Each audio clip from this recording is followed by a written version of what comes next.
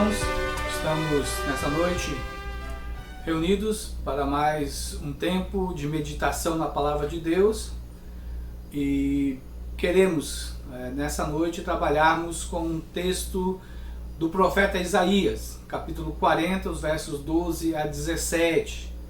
É um texto muito importante no sentido do momento que nós vivemos, das coisas que aqui ou acolá nós ouvimos acerca de quem é o nosso Deus, ou as coisas referentes à situação atual e à pessoa do nosso Deus. Então vamos trabalhar nesse texto, vamos ouvir o que o profeta nos fala sobre o nosso Deus. Mas antes de começarmos, vamos ter uma palavra de oração. Senhor nosso Deus, agradecemos pela palavra que o Senhor nos deu, agradecemos por essa mensagem que tem séculos de existência, mas é muito atual no sentido do seu ensino, da sua palavra, não só para o povo da antiga aliança, mas para nós da igreja que vivemos esse momento. Que o Senhor trabalhe os nossos corações, abra as nossas mentes para ouvirmos a tua palavra, ouvirmos a tua voz. Nos abençoa. Essa é a nossa oração no nome do Senhor Jesus. Amém. Quero começar falando um pouco sobre a questão de alguns posicionamentos de alguns ateus, alguns famosos, como Carlos Drummond de Andrade, que é um dos nossos grandes poetas.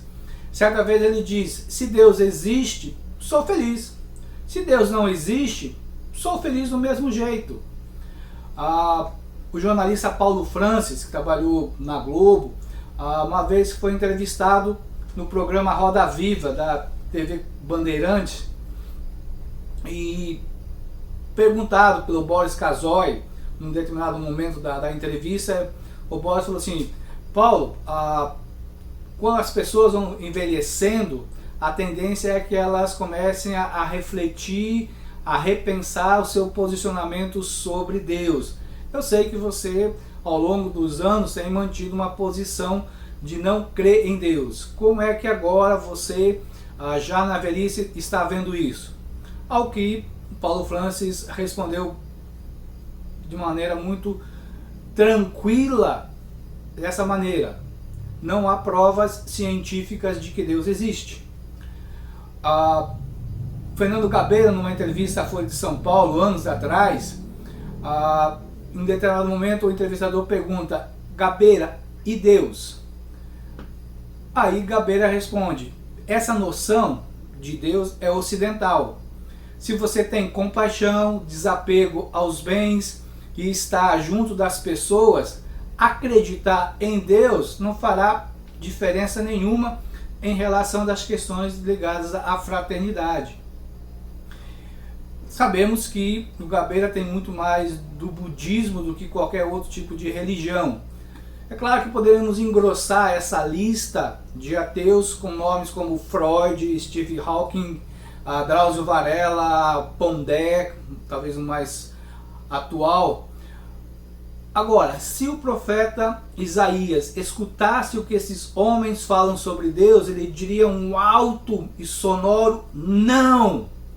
Eu não concordo com vocês, vocês estão errados. O capítulo 40, que é o texto da nossa mensagem nessa noite, na verdade ele abre a segunda parte do livro, de todo o livro de Isaías. E nesse sentido estou seguindo aí a um comentarista chamado Ridderbos, que trabalha nesse sentido de divisão. Há outras divisões que vários comentaristas fazem de maneira um pouco diferente. O professor Carlos Oswaldo situou o capítulo 40 iniciando uma terceira parte. O Motti situa o capítulo 40 numa segunda parte que ele chama de o livro do servo, embora a divisão comece no capítulo 38. Nesse capítulo 40 podemos dizer que há um consolo de Deus para a nação de Judá que será libertada.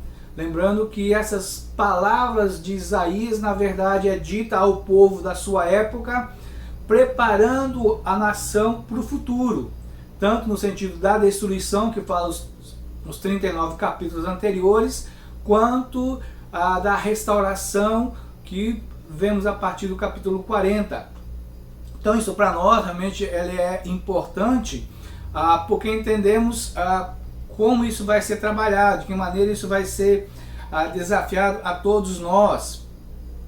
E podemos dizer que o capítulo 40, começando aí os versos 3 a 5, depois você pode olhar bem essas divisões em casa, ao ler, ao estudar mais esse capítulo, fala sobre a vinda do Messias. O verso 3 é uma referência a João Batista, e todos os evangelhos vão citar esse verso. O profeta, na verdade, pega os versos 6 a 8 e fala que há garantias para o consolo que está sendo prometido, pois o reino de Deus, o reino do nosso Deus, é um reino eterno. Temos nesse parágrafo aqui do capítulo 40 a ênfase na majestade de Deus.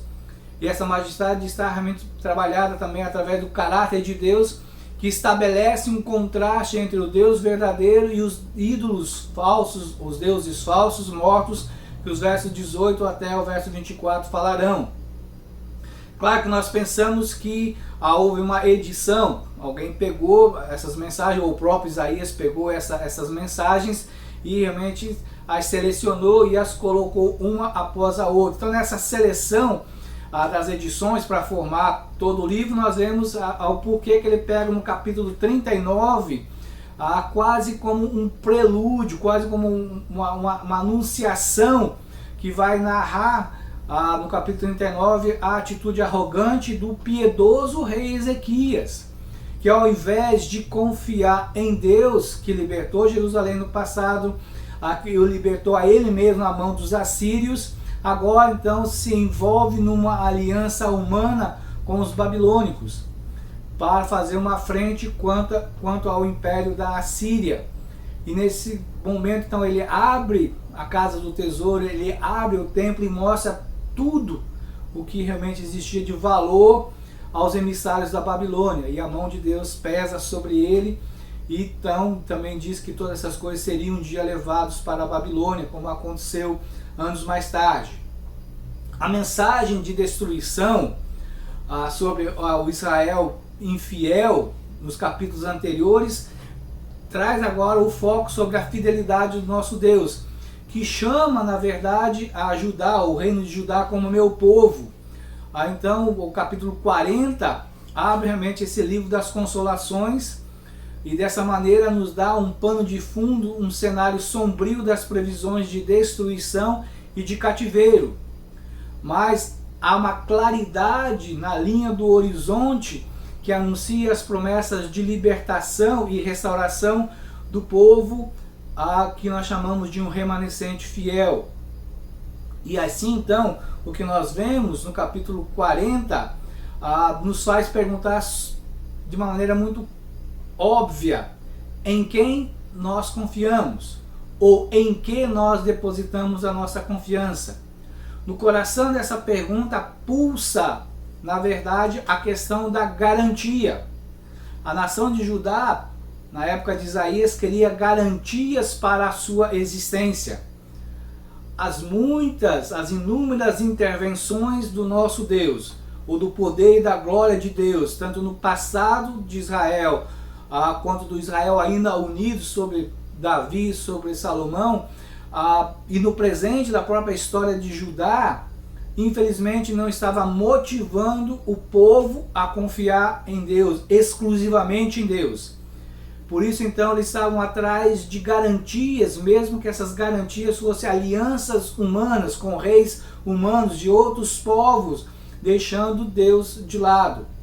Então, como os judeus do passado, nós também buscamos muitas vezes garantias no que é visível e palpável. É vida de fé confiar em Deus e tê-lo como uma garantia. Então nós nos lembramos aqui também um pouco da conversa que o nosso Senhor teve com Tomé, registrada em João capítulo 20, versos 27 a 29. Lembrando que Tomé duvidava, ele dizia que ele teria que ver, tocar em Jesus para crer que ele ressuscitou. E aí o Senhor Jesus se apresenta e chama Tomé para tocar nele e ver quem ele é.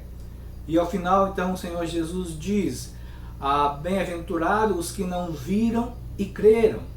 E todos nós, né, cremos nisso, cremos nessa verdade. É pela fé que nós cremos que esse relato é verdadeiro, porque nós cremos na palavra de Deus, e cremos que o Deus que escreveu essa sua palavra é um Deus verdadeiro, e podemos, nesse sentido, então, estarmos confiando nesse Deus.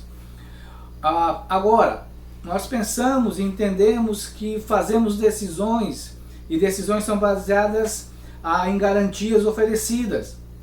Nem sempre ou quase nunca se pode ter certeza de que as nossas decisões são 100% garantidas. Os noivos que não dormem direito na noite anterior à cerimônia do casamento podem estar pensando: vou ser feliz?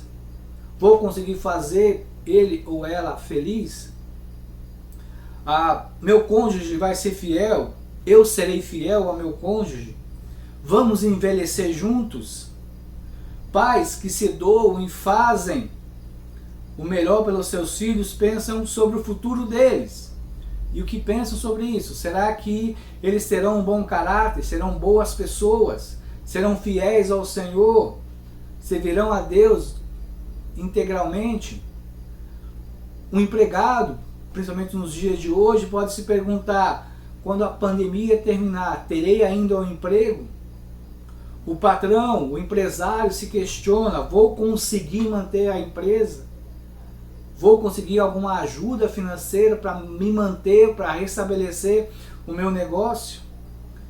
De maneira geral, todas as pessoas indagam: vou gozar de uma boa saúde até o fim da vida? Será que algum câncer virá sorrateiramente para desfazer os sonhos e vidas? Sonhos da minha vida, da minha família? Uma fatalidade poderá me atingir ou atingir alguém da minha família ou do meu ciclo de amizade? Então, os versos do nosso parágrafo, do capítulo 40, de 12 até 17, nos apresentam uma figura incomparável de Deus como o Criador infinitamente grande e sábio. Então, nesse parágrafo, o profeta Isaías responde à pergunta: quem é o Criador? E isso é muito importante para nós, principalmente no nosso projeto de sermos igreja, de termos a tarefa de anunciar a palavra, de pregarmos o Evangelho. Nessa missão nossa da evangelização, devemos sempre proclamar, enfatizar os atributos de Deus na evangelização. E de certa maneira esse texto nos ajuda a entendermos bastante sobre isso. O parágrafo pode ser entendido dessa maneira, sintetizado nessa frase: a consciência do caráter de Deus, o único Criador, propicia consolo. E olharmos então esses versos, podemos aprender 3 fatos que testificam a suprema majestade do Deus Criador. Alguns comentaristas, pegando esse bloco, eles têm algumas ênfases, e nessas ênfases eles estão realmente colocando, como Carlos Oswaldo, dizendo: a suprema majestade de Deus sobre toda a criação é fonte de consolo ou de conforto para o povo de Judá em cativeiro. O Ridlerbus, na verdade, declara que a grandeza do Deus de Israel serve de garantia de que o povo não confiará nele em vão. Já o Mote nos apresenta algo mais simples, no sentido de dizer o Deus Criador e as lições da criação. Basicamente, todos trabalham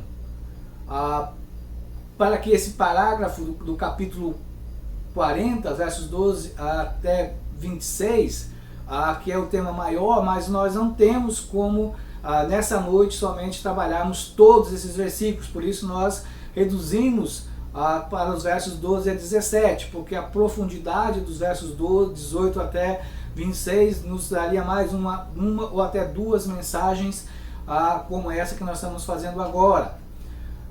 Lembrando então das frases do Drummond, do Russell, do Francis e de outros, todos nós queremos garantias.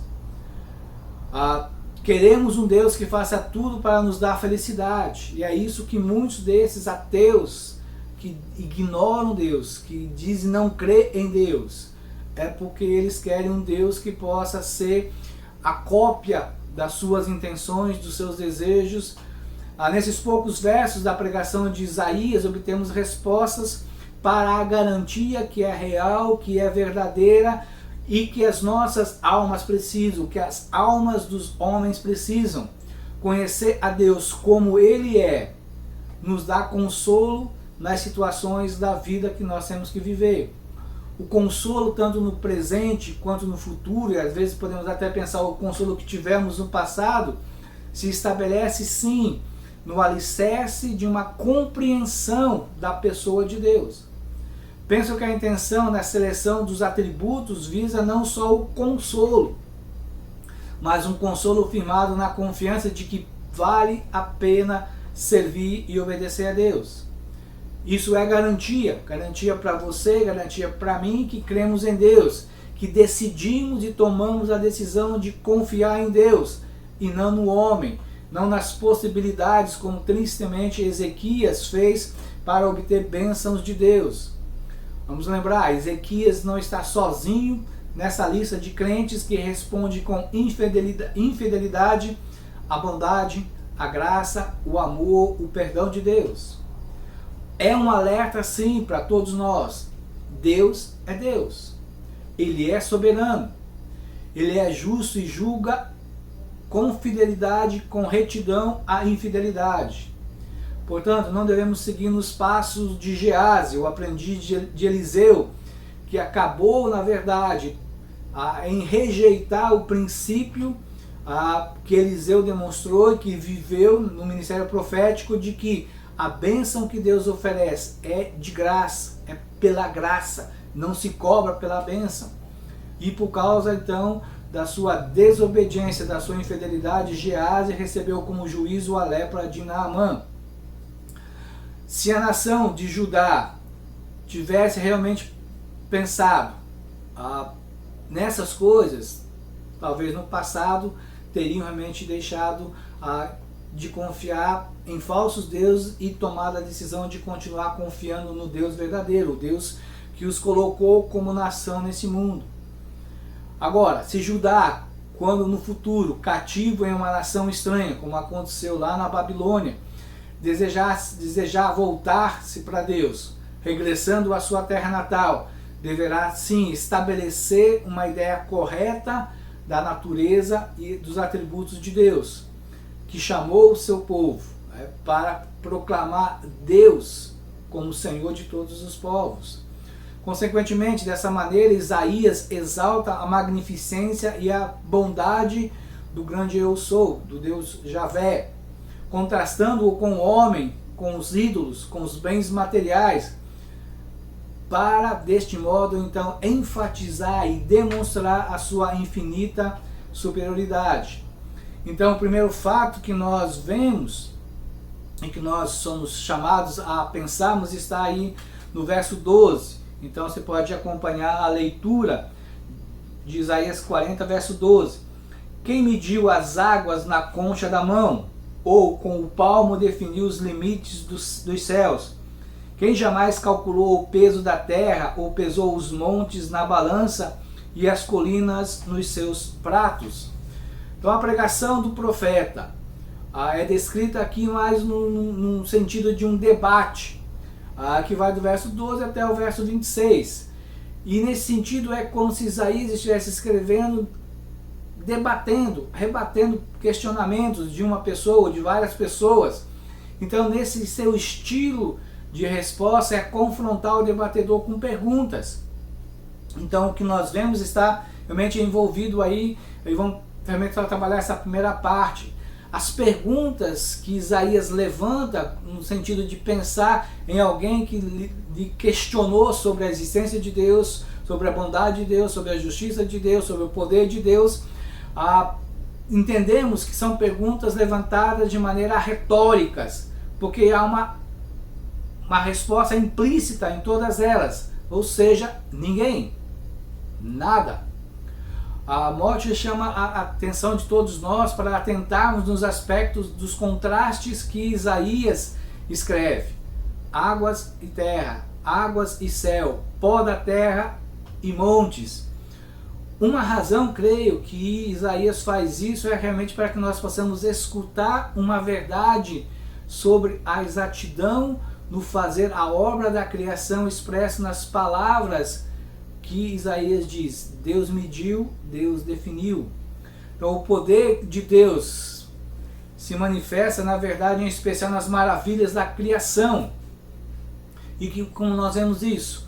Porque Isaías declara que essa criação são obras das mãos de Deus. Quão infinitamente superior ao homem tem que ser aquele que constrói a terra, que fez a terra, que fez os oceanos, que criou o céu de uma forma harmoniosa, que estabeleceu uma ordem que era observável em todo o universo. Então essa grandeza exaltada de Deus, ela é nutrida por Isaías e leva o profeta a usar um antropomorfismo, ou seja, uma linguagem mais humana para descrevê-lo, seja como aí usando a palma da mão, em que Deus mede todas as medidas, escalas e balanças proporcionais à sua grandeza. O profeta levanta tais perguntas para que o seu povo pense e reflita. Se a criação é tão assustadoramente maravilhosa, grande e quase inexplicável, então como deve ser superior o seu Criador? Leia o Salmo 19, versos de 1 a 6, para ver como Davi reflete sobre essas verdades da revelação que nós vemos na criação, na obra de Deus, que é a natureza. O profeta demonstra a grandeza do nosso Deus.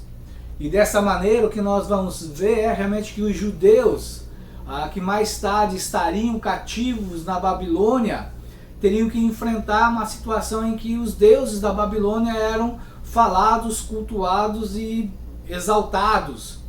Marduk, um dos deuses pagãos, que não é um verdadeiro deus, mas segundo a mitologia pagã, os deuses que faziam parte lá do chamado panteão, do grupo onde Marduk e alguns outros deuses estavam presentes, se diz realmente que eles foram gerados de uma matéria pré-existente, ou seja, eles na verdade foram criados de algo que já tinha sido criado. Agora, o Deus da revelação, o Deus da palavra, o Deus da Bíblia nos coloca o seguinte, que Ele sempre existiu, que Ele não foi criado, e que Ele existe antes da criação, que a criação só veio a existir, o universo só veio a existir por causa de Deus, pelo plano de Deus, pela vontade de Deus. E é esse Deus que permanece transcendente, acima da sua criação, totalmente inacessível em sabedoria e profundidade de pensamento, mas que se revela a nós, que se comunica a nós, pela sua palavra e pelo Senhor Jesus Cristo. O profeta começa a sua descrição de Deus como Criador, e assim então vai responder à pergunta: quem é Deus? Suas respostas descrevem o caráter de Deus. Ele é o Criador. Deus não foi criado por ninguém. Como Criador, Ele se revela ao homem e demonstra o seu caráter pelo que Ele faz. E podemos ver e observar o caráter de Deus em toda a palavra. Lembrar que A.W. Pink certa vez diz assim: o conceito de Deus que se propaga neste século, e ele escreveu isso no século XIX, se propaga nesse século pela maioria das pessoas de países nominalmente cristãos, rapidamente se aproxima do caráter atribuído aos deuses da antiguidade. A grandeza da criação, com sua glória, declara a superioridade do seu Criador. A grandeza e a majestade do Deus Criador constitui-se na garantia que temos de que nós podemos confiar em Deus. Se isso foi verdade no século XIX, foi verdade no século XX, continua sendo verdade, infelizmente, no século XXI. Infelizmente, a igreja está cada vez mais parecida com as religiões mundanas, pagãs, do que com aquilo que Deus espera. Precisamos sim ler novamente a palavra, estudar a palavra e cultuar o Deus verdadeiro. E cremos que nós temos um único Deus. E vivemos segundo o culto que esse Deus quer que nós pratiquemos, segundo aquilo que Ele realmente quer de nós nessa adoração. O nosso Deus é Criador. E podemos aí atribuir a grandeza, a maravilha, a criatividade, o poder que nós vemos nessa criação. Lembremos que Deus escolheu você. Ele se revela a você através da criação, da natureza, se revela através da palavra para que você confie nele. Como a natureza criada não foi por acaso, ela não veio existir por qualquer explosão de Big Bang no passado, mas ela aconteceu segundo a vontade de Deus, segundo o plano de Deus. Entendemos então, assim como essa natureza veio a existir pela vontade de Deus, as situações que Deus providencia na sua e na minha vida também não são por acaso, elas vêm da vontade de Deus. Olhamos para essa criação que ela espelha e projeta a sabedoria, o poder e os propósitos ou finalidades que Deus tem. Assim, as circunstâncias da nossa vida, sejam boas ou ruins, também projetam a sabedoria, o poder, a graça e as finalidades de Deus. Percebo um certo erro, na verdade um grande erro na música Epitáfio dos Titãs, quando a certa altura ele diz assim: o acaso vai me proteger enquanto andar distraído. Não existe acaso, existe Deus. Existe Deus e a sua vontade. Existe Deus e a sua vontade, muitas delas descritas aqui na palavra. Muitas delas descritas no sentido não só dos seus mandamentos, mas dos seus princípios, dos seus preceitos, das suas veredas, das suas orientações de como devemos viver. A vontade do nosso Deus, ela é soberana, ela é livre, ela é reta, ela é justa. E devemos então confiar realmente nesse Deus que criou algo grandioso, que a natureza nos revela acerca de Deus, para entendermos o Deus grandioso que nós servimos. O segundo fato, nos versos 13 a 14, há uma necessidade de orientação humana, revela então a retidão de Deus. Então veja o que diz Isaías: quem definiu limites para o Espírito do Senhor, ou o instruiu como seu conselheiro? A quem o Senhor consultou que pudesse esclarecê-lo e que lhe ensinasse a julgar com justiça? Quem lhe ensinou o conhecimento ou lhe apontou o caminho da sabedoria? Novamente vemos, as perguntas continuam sendo retóricas. A resposta para todas elas: ninguém, nada. Então vemos Isaías aqui sim, se inclinando para atribuir uma identidade real ao Espírito de Deus. Deus criou a terra com sua sabedoria, Provérbios 13:19 fala isso.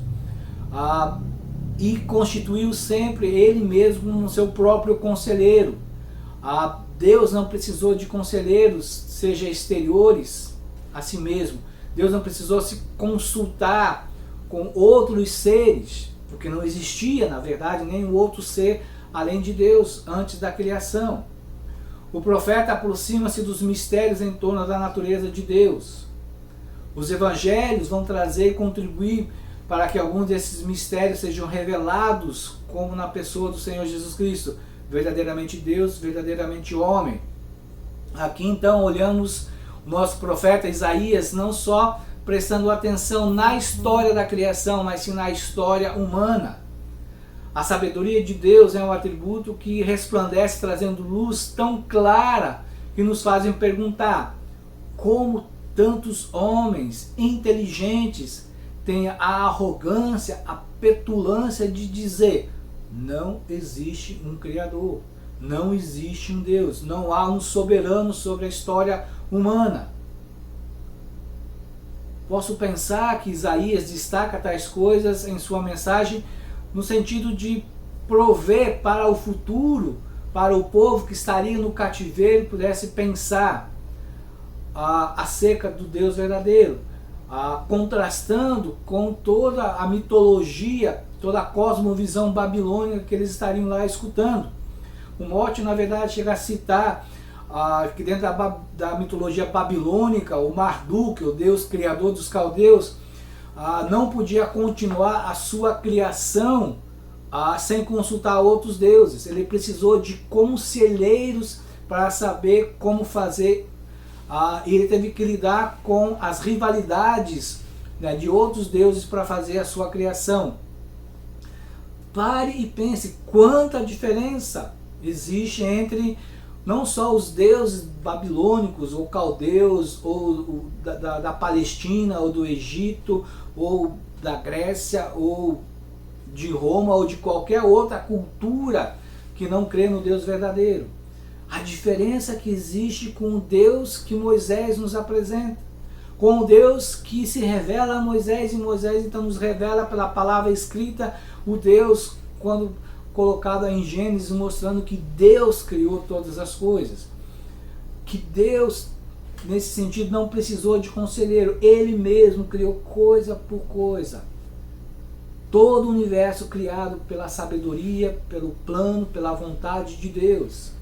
Então a Bíblia, também nos seus relatos, em vários outros lugares fora do Gênesis, é realmente muito taxativa em dizer, em afirmar que há uma doutrina monoteísta de Deus. Deus é único. Há um só Deus.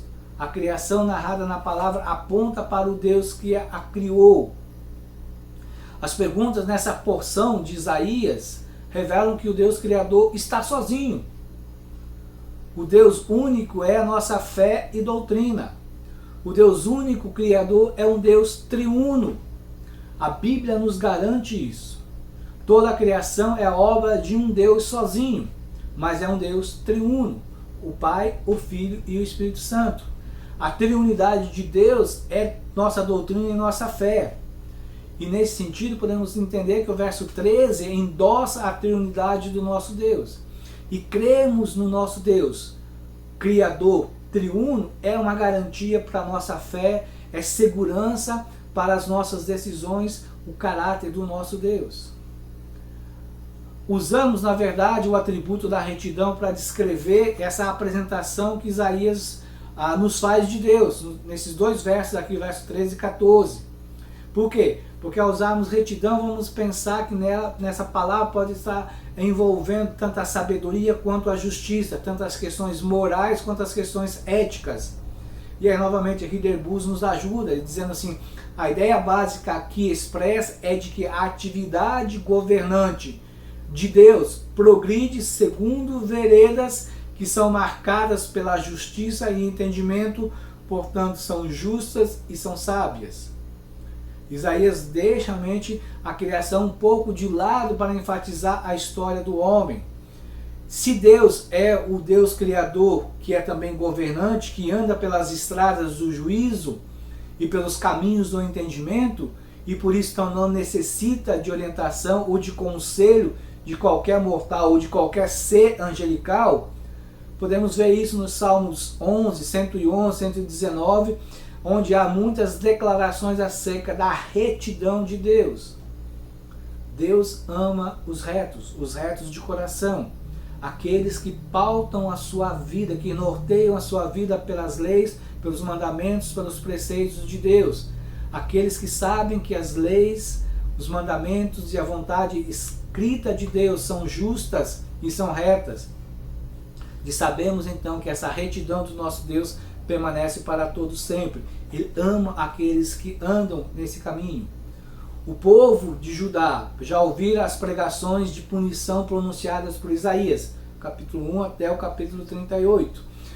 A punição pelos pecados praticados por várias gerações em breve acontecerá. Haverá o cativeiro babilônico, talvez 80 a 90 anos a partir dessas pregações aqui de Isaías na frente. O castigo e a maneira como isso será feita fez o profeta Abacuque, com temor, pedir a Deus uma explicação sobre esses fatos.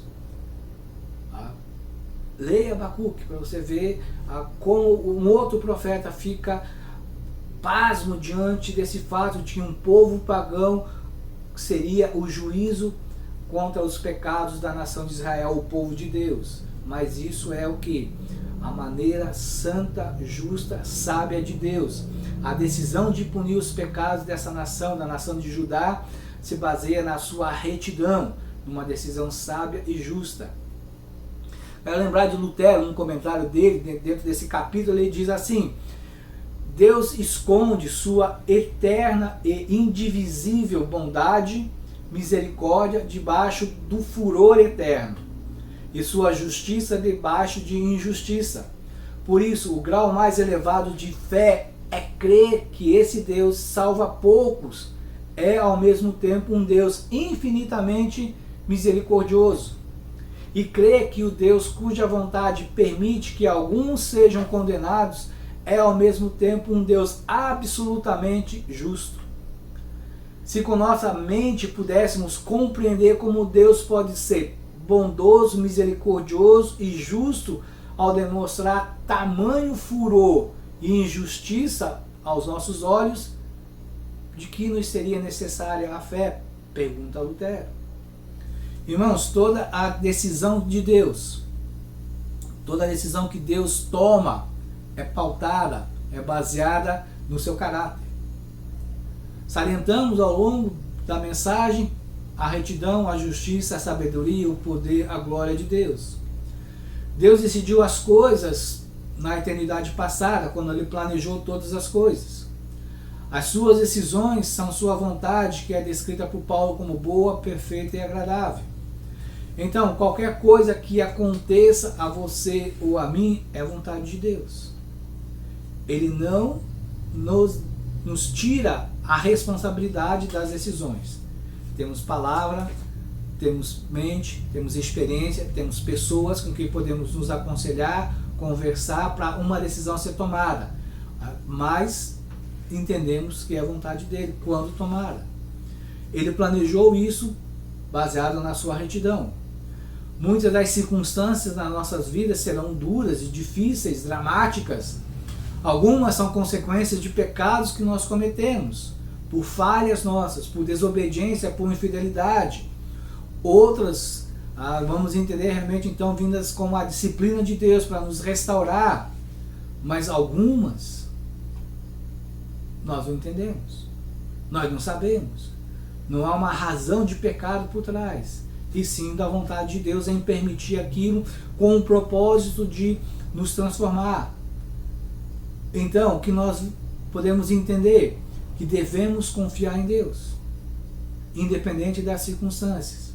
Não sofremos por um acaso, nem pelo descaso, nem por arrogância, mas podemos sofrer pela vontade de Deus com o propósito de transformar o nosso caráter, de nos alinharmos numa confiança ao Senhor, de louvarmos a Deus mesmo em circunstâncias tão difíceis e doloridas que possamos passar.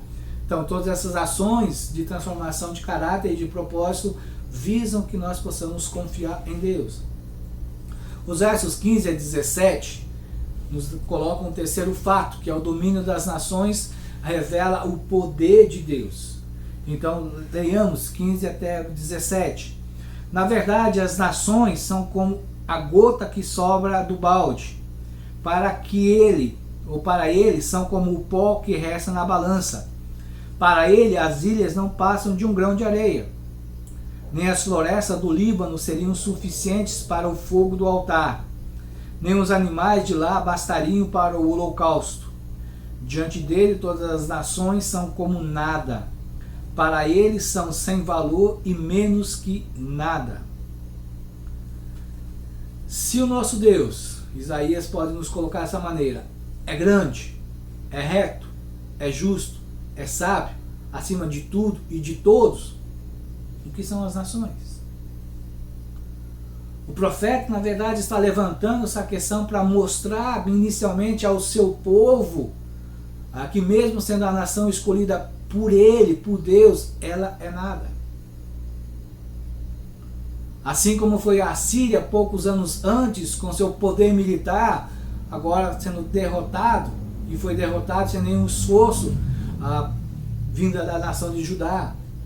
É um aviso sobre a nação futura dos caldeus da Babilônia, que nesse cenário começará a se tornar a grande potência imperial militar nos próximos anos. Ela é só um instrumento nas mãos de Deus. Um instrumento para executar os planos traçados eternamente pelo nosso Deus. O próprio Isaías pregará sobre Ciro o rei Medo-Persa que virá no futuro, que desbancará toda a potência babilônica. Bastamos nós lermos um pouco mais sobre essas questões nas profecias escritas no livro de Daniel.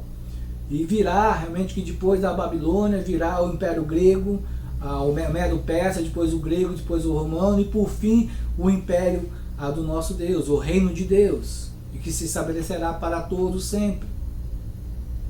Então, o domínio que as nações hoje exercem só revelam que Deus tem poder. Revelam que elas estão ali, existem ali por vontade de Deus. Porque tantas existiram, tantas tiveram proeminência, fortalezas grandes no passado, hoje são simplesmente peças de museu ou simplesmente a parte de uma arqueologia para se estudar o passado. Deus é o grande Deus, é o Senhor soberano sobre todas as coisas. Comparadas com a grandiosidade de Deus, as nações são meramente uma gota d'água que cai fora de um balde. Algo insignificante. São realmente como um grão de areia ali deixado na balança. As nações permanecem como instrumentos, mas mesmo sendo instrumentos, elas não conseguem perturbar o equilíbrio e o propósito para o qual foram criadas. De fato, podemos dizer nesse sentido aqui desses versículos que a humanidade não é nada, apenas vaidade. Todos estão sujeitas à vontade do Senhor. Só podemos fazer o que Ele mesmo quer que nós façamos, o que Ele planeja para cada uma dessas nações. Vamos reparar novamente nesse contraste, a gota d'água com as águas dos oceanos na palma da mão de Deus, lá do verso 12. Ou a balança nesse verso com a pergunta lá do verso 12 que questiona quem em balança pesou os montes e as colinas. O pó da terra com toda a parte seca do planeta.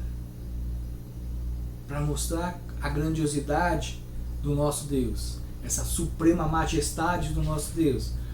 O que Isaías quer nos advertir com isso?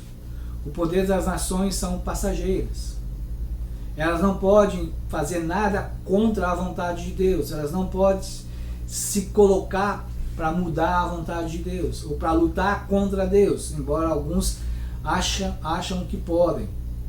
E podemos nesses dias ver que um vírus microscópico trouxe uma pandemia que tem avassalado, tem trabalhado, tem acabado com as fortalezas desse mundo.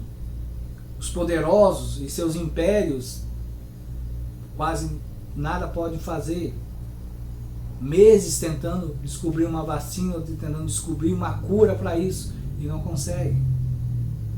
Mas, embora alguns nesse tempo reconhecem a sua pequenez, a sua fragilidade, a necessidade de buscar o Senhor, entendendo que o Senhor pode ser a garantia das suas vidas, dos seus povos, outros na verdade estão simplesmente batendo contra o peito, levantando o punho contra Deus e blasfemando contra Deus, mesmo que eles possam dizer que não creem em Deus. De maneira mais ousada, o profeta vai nos falar a respeito de que mesmo toda a floresta do Líbano, que é uma expressão bastante forte dentro do livro de Isaías, a ideia realmente é usar isso, é uma ideia de vigor, de força, faz de alguma maneira nos pensar que o homem pode até pensar que ele tem algum valor diante de Deus, ou dado por Deus. Ele pode pensar em sacrifícios e holocaustos para agradar o Todo-Poderoso, mas o profeta destaca para nós, ainda que todo o Líbano, com todas as suas árvores, seus carvalhos, fosse integralmente queimada como braseiro do altar para o grande Eu Sou, e todos os animais puros pudessem ser oferecidos como sacrifício, mesmo assim Deus não ficaria em dívida para com o homem. Pelo contrário, o homem sempre continua em dívida para com Deus. A beleza desse argumento aqui do verso 16 de Isaías está realmente nessa impossibilidade de algum sacrifício, mesmo que gigantesco, esteja à altura do grande Deus. Não existe nada que possamos fazer para agradar a esse Deus. Mas veja que ele diz que ele se agrada daquele que tem um coração contrito e quebrantado, que se humilha diante dele. Esse sim, ele ama e ele quer dar as garantias de ser o seu Deus e de proporcionar a esse que se humilha dessa maneira. As nações da terra são todas no mesmo patamar e representam nada perante a grandiosidade de Deus. E a palavra nada aqui é a mesma de Gênesis 1:2, lá traduzida por vazia. Então nesse parágrafo deve ser usado para que nós, você e eu, possamos desenvolver uma imagem correta de Deus. Para criarmos pensamento que submeterão os nossos corações, as nossas mentes à verdade de que Deus é poderoso, de que Deus é grande, de que Deus é sábio, de que Deus é justo. Nas situações da vida, usamos o pensamento e conceitos de Deus, aquilo que nós sabemos sobre Deus, como uma luz da noite. A luz na noite tem o objetivo de revelar um local de segurança, um local de abrigo, um local para podermos realmente termos alguma orientação. Assim a palavra de Deus, assim as verdades sobre Deus. O objetivo é revelar Deus como essa luz que nos ilumina, indicando para nós a sua orientação, a sua segurança, o seu consolo, de que podemos confiar nele. O ensino desses versos tem que nos mover à dependência de Deus em oração, a desenvolvermos um coração grato e buscarmos por uma vida de santificação. A palavra de consolo ao povo da época de Isaías é: Deus trará o juízo no cativeiro. Depois, Isaías continua dizendo, depois do cativeiro, o povo voltará à terra, como aconteceu. Basta nós lermos Esdras, Neemias, Ageu e Zacarias para vermos isso. Além disso, Deus estabelece aí dentro do livro de Isaías que ele fará o seu servo sofredor, que é o Senhor Jesus Cristo, que ele venha e restaure a terra e dê cumprimento a todas as bênçãos prometidas desde Abraão à nação de Israel, que nós sabemos que vai acontecer na terra do milênio. Um remanescente fiel sobreviverá. E sabemos disso, e vários outros profetas vão falar sobre essa verdade. Sempre na história de Israel há um remanescente fiel, presente ao longo dos séculos. E assim vai ser e será também até o futuro. E depois sabemos que aquela pedra cortada sem auxílio humano, o reino eterno do nosso Deus se estabelecerá para todo sempre. Esse Deus que Isaías nos apresenta é um Deus que nos dá garantias. Garantia de segurança, de consolo, garantia de que a sua palavra se cumprirá, da sua fidelidade. Deus é a garantia, as certezas para a nossa vida. Deus é a garantia de que o curso desse mundo se desenvolve segundo a sua vontade, que nada pega a Deus de surpresa. E podemos então confiar nesse Deus, saber que Ele realmente fará aquilo que Ele prometeu para todos nós. Começamos a mensagem falando de ateus, e podemos dizer, ninguém nasce ateu. Muitos se tornam e muitos morrem ateus. E quero terminar com o testemunho de um ateu, que depois se converteu. Muito amigo do Tolkien, que o pessoal aí gosta de ver através da trilogia do Senhor dos Anéis.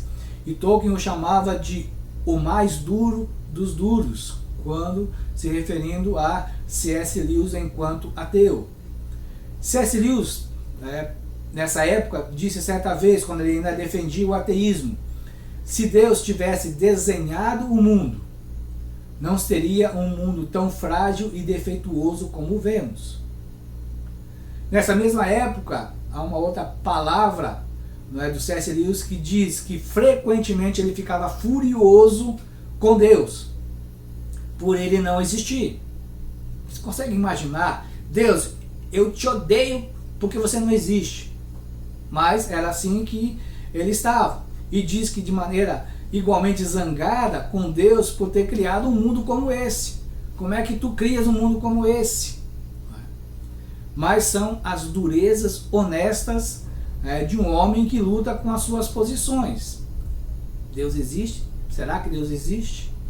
E parece que essa é um refrão que vai acontecer na vida da maioria dos ateístas, daqueles que confessam ao ateísmo, quando eles sabem que os seus dias estão chegando ao fim, que a morte será a sua próxima estação. Vem essa questão: e se Deus existe? E se eu estiver errado? Se os meus ídolos estiverem errados, se aqueles a quem eu segui estiverem errados e Deus existir, o que vai ser de mim? Muitos ficam assim, muitos ficam se perguntando, muitos entram em depressão e às vezes morrem por causa dessas questões, talvez podemos até dizer antecipadamente, por causa da angústia que aperta seus corações. Porque todo homem foi criado para adorar.